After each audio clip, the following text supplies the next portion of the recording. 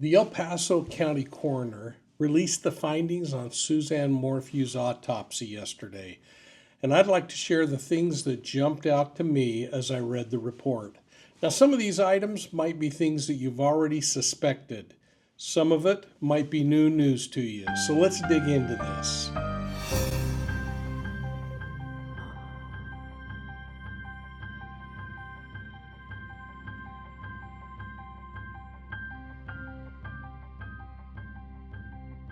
Hey, welcome to Profiling Evil, and thanks for joining and listening in today. Please hit that like and subscribe button. Now, the autopsy was signed by a number of medical and dental experts who participated in and opined on the cause of Suzanne Morphew's death. They say it was homicide by unspecified means. Now, this term is sometimes confusing, so let me just take a moment and explain a little further based on what I've learned over the years in the course of my career. Now think about this. Suzanne Morphew apparently died under suspicious circumstances, and despite a thorough autopsy, the medical examiner couldn't prove the actual cause of death. Now to me, this suggests that there was no evidence recovered to suggest that she was shot, perhaps, or strangled. No broken hyoid bone recovered, or a bone, for instance, in that skull cap that had a bullet hole through it. But that doesn't mean that this still wasn't murder, and there just isn't enough evidence to answer the questions of how exactly it happened.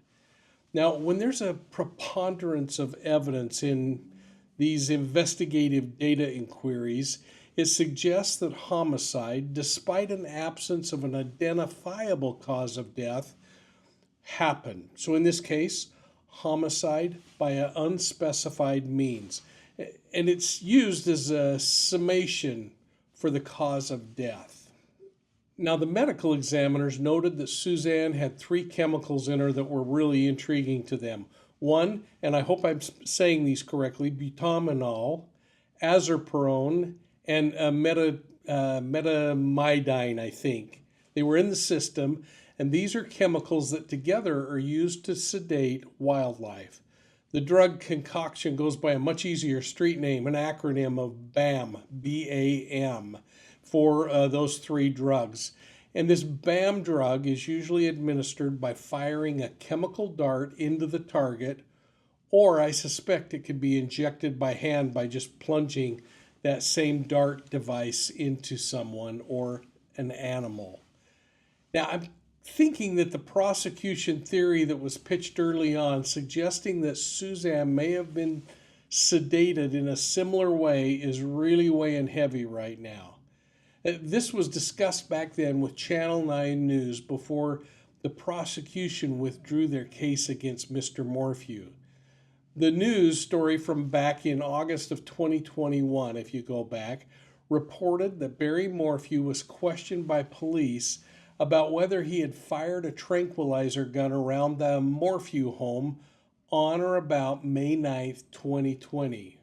That was the last day that Suzanne Morphew was seen alive. Now, Morphew said he had not fired the weapon, but the story pointed out that Morphew admitted that he did own a tranquilizer gun and that he used that gun regularly to sedate wildlife. Now, experts are suggesting that the sedation dosage used on wildlife would start taking effect on a 120-pound person, and they're theorizing, based on the approximate size of Suzanne Morphew, that this drug would take effect in as short as 2 minutes once injected. So you think about things like that bedroom door being broken, or the idea that they were running around in the house, which I still don't think was substantiated by the cell phone data. But once sedated, someone who's been hit with this drug or an animal would remain sedated for as many as 8 or more hours. Now, in addition to this, the report findings said that Suzanne Morphew had these tranquilizer chemicals in her system. The report also said that she had caffeine in her system. And I found Barry Morphew's attorney's response to this autopsy report to be interesting and worthy of examination.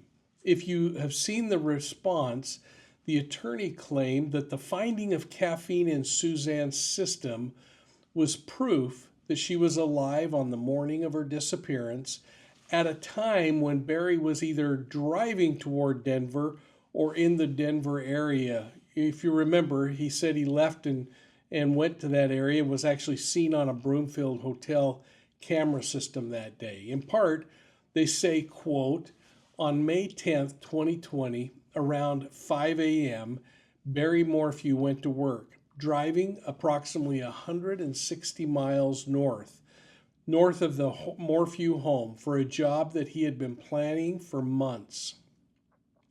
I wonder, did it say that he was planning to do it on Mother's Day? I can't quite remember.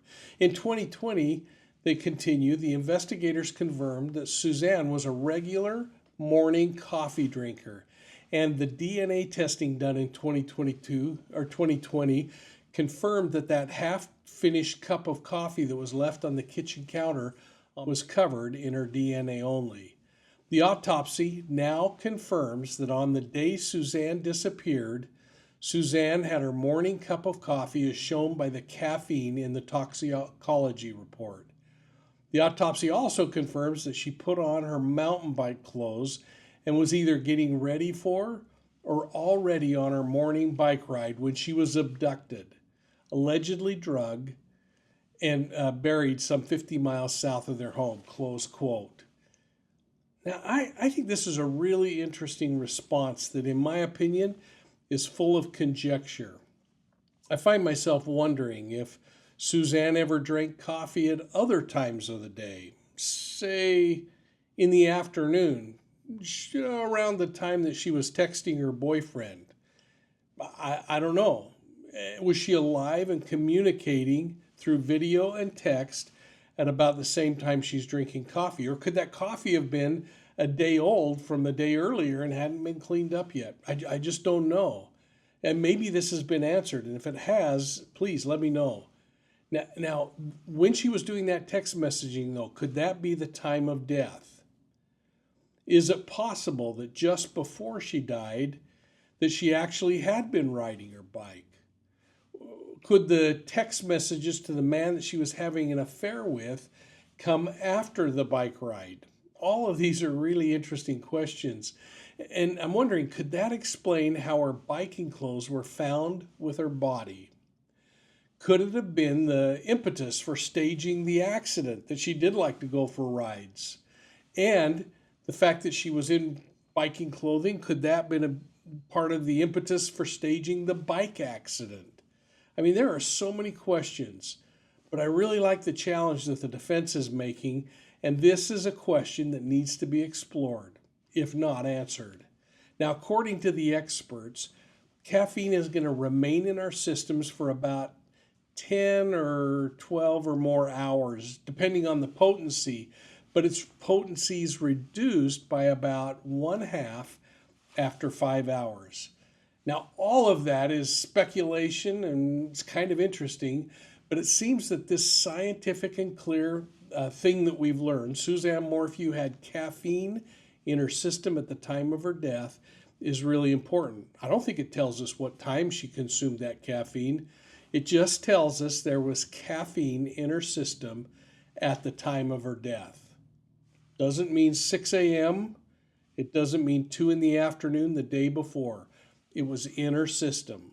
I also think it's smart to keep reminding each of us that there was other DNA found near the crime scenes. It does cause you to wonder who that DNA belongs to, and I think it's great that the defense keeps bringing it up. I don't know if the prosecution will feel any need to answer it, but I also keep wondering how that damaged bedroom door, the bullet found under the bed, and other pieces of information that have been coming out fit into this whole scenario. And can we start to theorize what might have happened based on all of those pieces of evidence in totality? You see, it's really the combination of all the evidence that really makes this thing believable and makes it easier to put together. Now, another thing that I found interesting in the attorney's response was that the authorities had actually offered Barry and his daughters the option to retrieve Suzanne's remains sometime earlier in this year. But they said no, wanting to ensure that the suspect is apprehended before they take what could be an important piece of evidence in the suspect's prosecution. Now, the statement goes on to say that they're skeptical about the integrity of the police investigation. And if they're right, it's important that they continue to do this. But the state feels like they've got everything they can gain out of this evidence, and they're ready to release it. But the Morphew family isn't picking up Suzanne. Morphew and his daughters were again given this opportunity to pick up her remains earlier this year. But I learned today from a News 9 article that his attorneys announced that they instructed him not to pick them up. They also made a point of saying they still don't know if Barry Morphew is a suspect in the ongoing case, so they're leaving Suzanne's remains at the El Paso County Coroner's Office until they figure that out. I'm really wondering what your thoughts are in this regard, folks. I mean, if Suzanne were your loved one, would you want to leave the evidence there in hopes that they might get something else further down the road? Or would you recover your loved one's remains as quickly as possible so that you can hold a proper burial?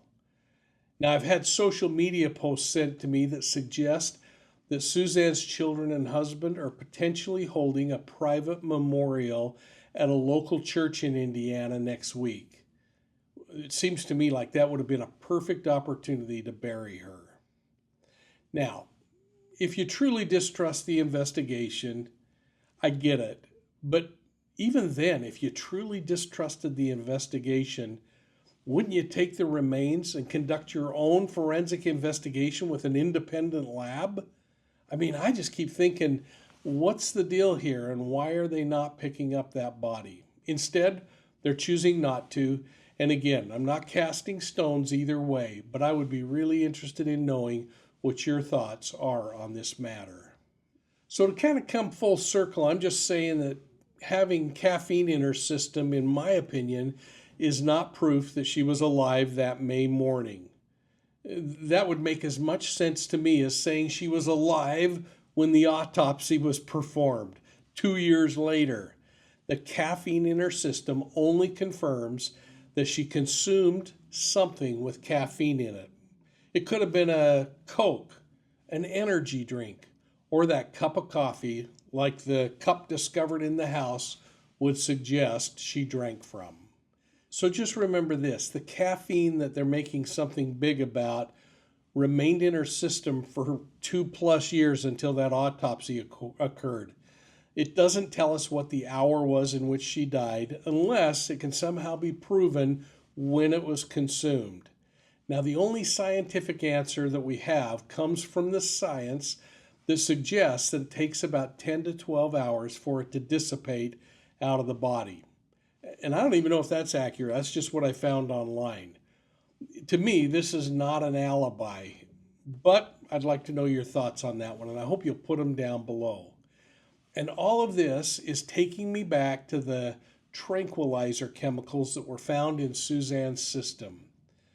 I'm reminded of a public report that came out that suggested that her husband Barry had actually given inconsistent answers to police about the last time he used a tranquilizer gun, the serum, the tranquilizer serum, or that gun around his home.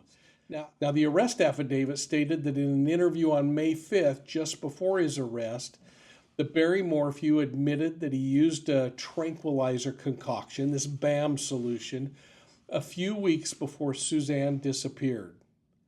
Now, his statement changed on May 28th when he said that he had only used the tranquilizers while living in Indiana, and he used them there to medicate wildlife. So there were inconsistent stories in regard to the use of the tranquilizers, including that story where he said he was shooting deer in the backyard and sawing their antlers off, which just seems like an incredibly mean thing to do. Now, I found it interesting. This same affidavit again indicates that he never used the tranquilizer dart in Colorado. And that statement, if correct, makes the discovery of that tranquilizer cap in the Morphew family dryer so much more interesting. Remember, it was discovered 10 days after Suzanne disappeared, and police had locked that house down and kept it locked down for a number of weeks, if I recall. So it wasn't that they left and came back and found him in a place where he could have had access. He was pushed out of the home, and they kept that thing for quite some time. But along with the tranquilizer cap was a pair of Barry shorts and some sheets in the dryer. The affidavit suggested that the shorts resembled the same shorts that he was wearing on the day that Suzanne disappeared. Again, another interesting fact. And one more interesting coincidence. On April 2nd, 2021, investigators again asked Barry about his inventory of tranquilizer chemicals. Morphew told him that he kept those drugs on a workbench in his garage, but he reportedly said that he must have thrown the chemicals away during his drive to Denver on the morning that Suzanne disappeared. So wow, that's a tough coincidence that he somehow has to answer for. Maybe he already has answered, I don't know. The arrest affidavit suggested that police investigators documented Barry Morphew making about 5 different trash runs on the day that Suzanne disappeared. And in Mr. Morphew's defense, he did make public statements that suggested that his trash runs weren't necessarily out of character for him. In fact, according to other public reports, Morphew was known and apparently stated that he had made trash bin runs in the past in order to save money. In fact, the original arrest affidavit quoted him as saying, quote, "I've done that, trash runs, my whole entire life. My truck is a mess. I'm a tightwad, and I don't want to pay to throw away trash," close quote. Well, that autopsy report also called out and reminded all of us that Suzanne's bicycle and her helmet were discovered near their home. They clarified that, I think, to say that they were not associated with the autopsy report. So I'm kind of finding this interesting that they would call it out. But they did say that they recovered a tank top and a Yeti pair of shorts among the clothing items that they discovered at the disposal site, or this place where Suzanne's body was recovered. Now, crime scene investigators also recovered a crested blue hooded sweatshirt. And I found this image of Suzanne wearing a similar kind of sweatshirt, although I don't know when this image was taken. I just noted that it was the same kind of sweatshirt with the same kind of branding on it. Now, this may be why the location of the bike and the helmet are so important and were mentioned once again in the autopsy report. If this storyline is correct, it supports the idea that Suzanne was biking at the time of her disappearance. Again, it could suggest that, but we also got to consider it could be that she had returned from biking and was assaulted in her home and dumped. Or we have to consider there was staging going on and that she was dressed in those clothes after the fact. For whatever it's worth, I want to just point out that the temperature on the day that Suzanne Morphew disappeared ranged from a low of 25 degrees to a high of 64 degrees. So I guess the question becomes, how many of you would wear shorts and a sweatshirt while riding a bike with those kinds of temperature ranges? And maybe some of you would. Certainly at 64 degrees you might, who knows. But from the beginning, I felt strongly that this was a case of homicide. When Suzanne's body was recovered last year, I was even more convinced. I mean, heck, people don't bury themselves in shallow graves. I think that speaks volumes for itself. Now, let's migrate to some of the other findings in the autopsy. We'll talk about them briefly, but as we continue to explore the autopsy report, which again only contains the things the state is comfortable in releasing to us, which means it doesn't contain the things that could potentially impeach a suspect in this case, I want to just chat about a couple of things that really jumped out to me in the remainder of the findings. So please, I hope you'll also indicate down below the things that caught your attention. For instance, I found it really interesting that the report called out the discovery of a bullet at the crime scene. Now, I'm assuming it was a spent bullet. Otherwise, they might say a unspent bullet. Maybe like in the house, it was an unspent bullet found. I don't know. So is it the same kind of bullet? That's going to be interesting.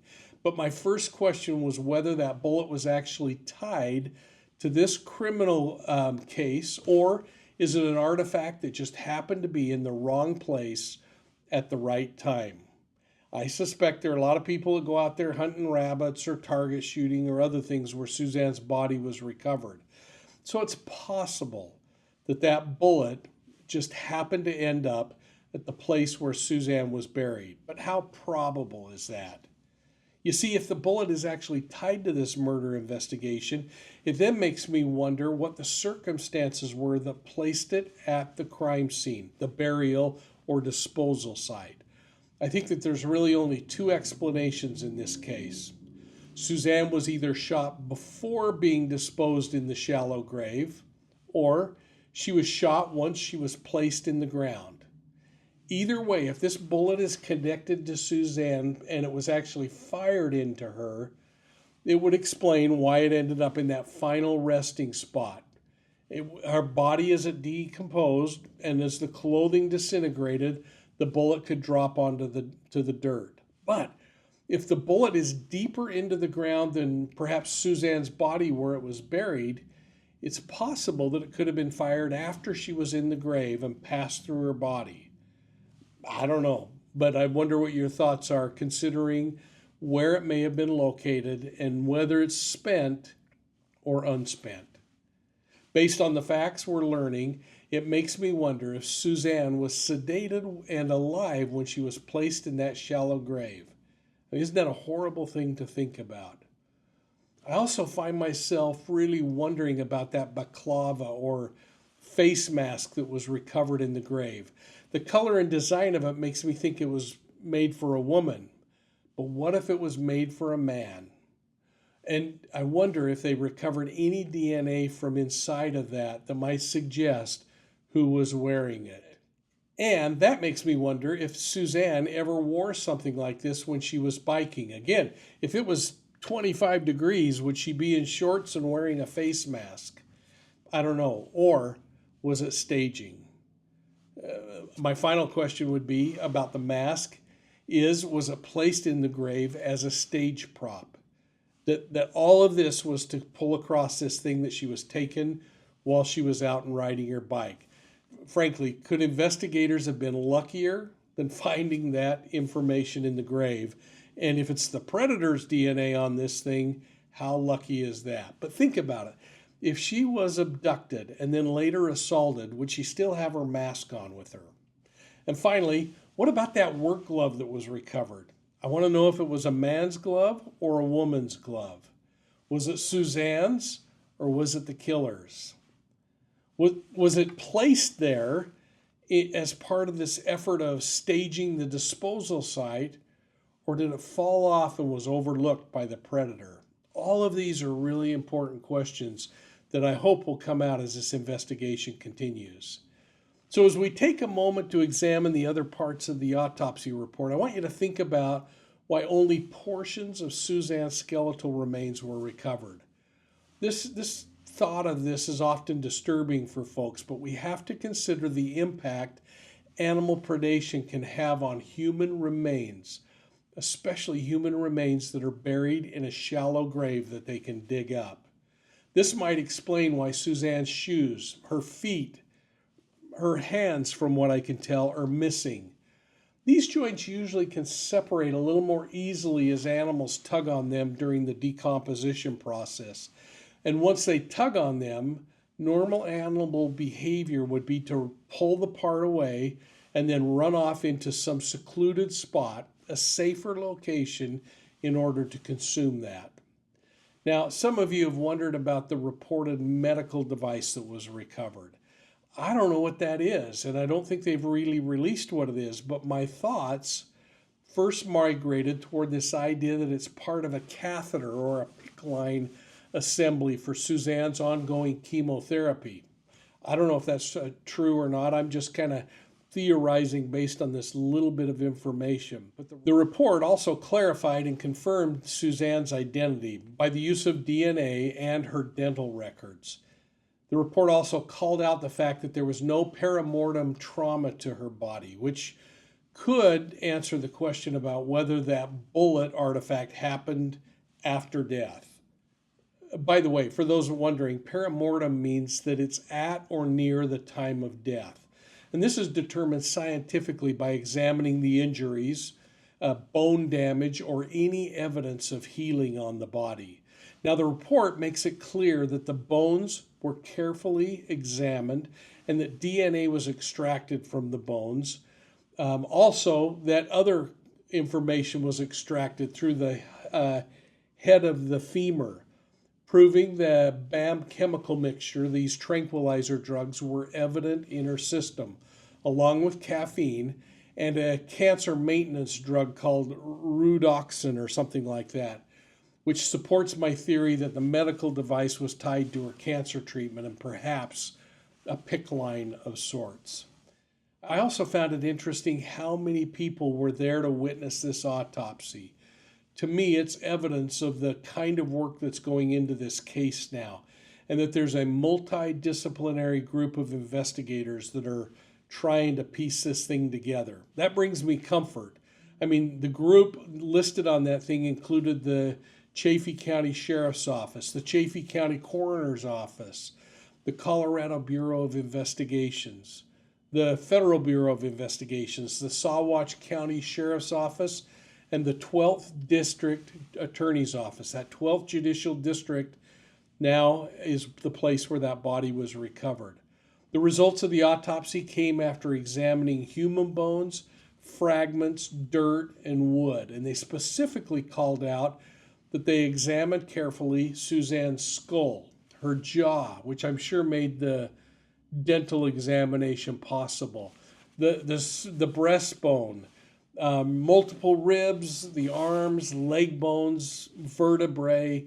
I mean, they did have quite a bit of her skeletal remains to test and try to examine.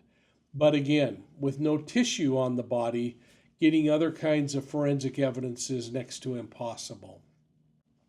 And then, of course, the investigators indicated that they recovered clothing described again as this pale patterned balaclava. I hope I'm saying that right. This face mask.